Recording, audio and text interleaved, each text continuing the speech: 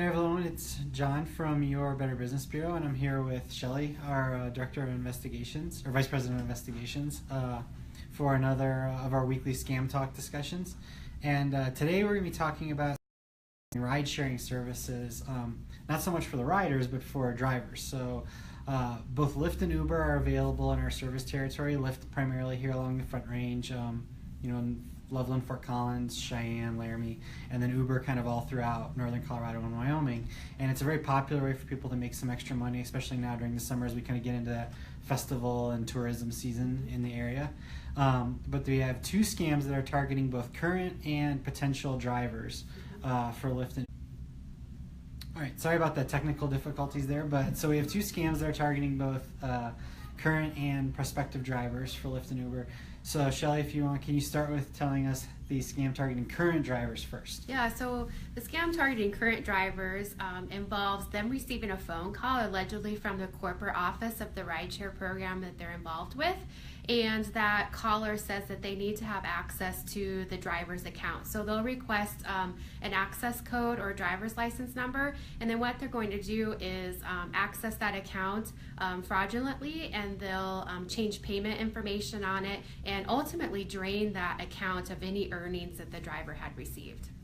Okay, so pretty standard phishing scam. It is, exactly. All right, and then the scam targeting potential drivers, again, similar kind of phishing scam, but with the details slightly changed. So like, what are those changes? How does that one work? Yeah, so in that case, the scammer will send an email or a text message claiming to be a recruiter for one of the rideshare programs, Uber or Lyft. And what they'll do is entice the reader of that text or email saying that they're guaranteed a job and they'll get a free car as well as guaranteed earnings. So what happens in that situation is the person will see it's a good offer, they'll respond to it, and next thing they know, they'll receive an application to fill out, which will require personal information, including banking information, and it's all to say that they need that to ultimately fill out or complete the application for a lease for that free car that they were promised, when in fact that whole thing is a scam. As soon as you release that information, really they have all access to your identity.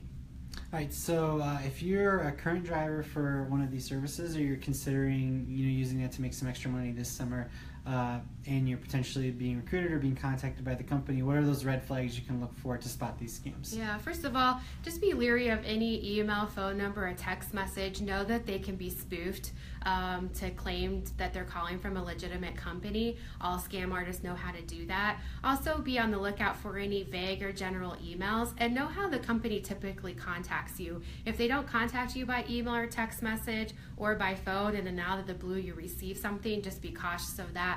And ultimately, if you think it's a real or legitimate solicitation, go to your own records and contact the rideshare program you're working with directly. And also, you can, for those potential drivers, they're trying to get a lot of drivers in, so those will probably be advertised somewhere else other than just the one solicitation you received. Exactly, yes. All right, so just a quick one this week's, but remember, if you're looking for tips on these type of phishing scams or any other scams, you can go to bbb.org/scam tips that have our list of general tips for avoiding scams, as well as tips to spot and avoid a number of popular scams. And then if you receive any of these solicitations that seem fraudulent or any other type of scam solicitation, you can go to bbb.org/scam tracker to let us know about that. Again, Shelley, thanks for joining us today. Thank you, all you, and we'll see you next week. Thanks.